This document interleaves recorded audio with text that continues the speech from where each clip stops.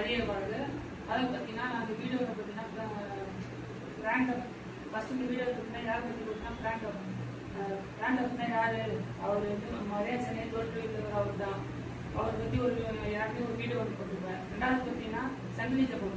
சங்கிலி ஜபம்னா இந்த ஆண்டவர் நம்மள இணைத்து கொள்வதுதான் சங்கிலி ஜபம் வந்து அப்படின்ற பற்றி ஒரு வீடியோ போட்டிருக்கேன். மூணாவது பார்த்தீங்கன்னா மரியாதை எப்படி மாற்றணும்? மரியாதை மாற்றினா வழியாக இறைவனை மாற்றி கொடுத்தது மரியாதை மாற்றமாகும்.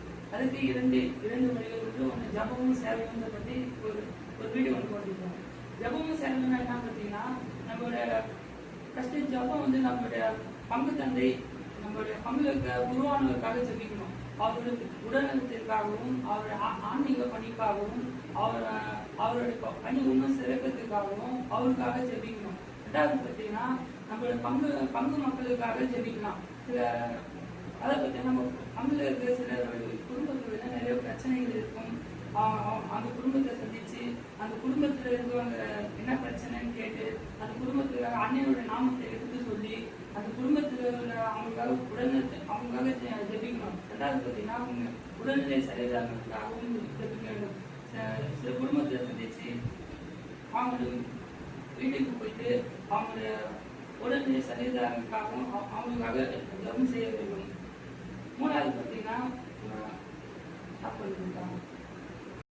பார்க்க போறோம்னா இப்போ மரியாதை வந்து பங்கு தந்தையோட உத்தரவு இல்லாமல் எதுவும் மரியாதை செய்ய மாட்டாங்க.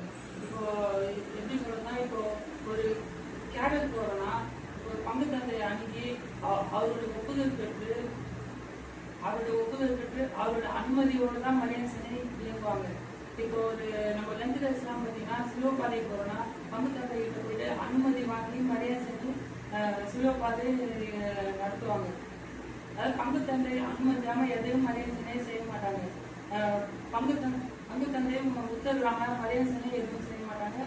மரியாதை அடுத்த வீடியோவில் அடுத்த நேரத்துக்கு மரியாதை பற்றி அடுத்த வீடியோவில் பார்ப்போம். மரியாதை